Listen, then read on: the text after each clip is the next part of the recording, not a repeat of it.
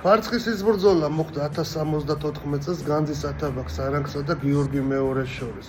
როდესაც თურქ სელჩუკებმა განძა აოხრეს, იქ დანიშნეს სარანგი და მალი შაჰმა მას 48000 ჯარისკაცი დაუტოვა და ამის შემდეგ უბრძანა, რომ ქართლი აეოხრებინათ. დაიძრა სარანგი საქართველოსკენ, მოიშველია დვინისა და დმანისის ამირები.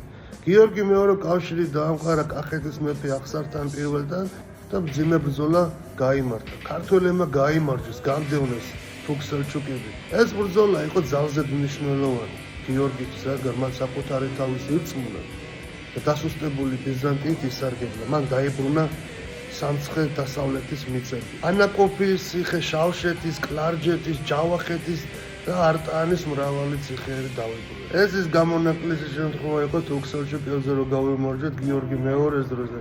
შემდეგ გვახსოვს უკვე რა შავი დღეები დაგვაყარეს, ხო? 10 ნოემბრიდან ვიწყეთ საქართველოს ისტორიის სამთვიან შემსწავლელ კურსს. მომწერეთ პირებში.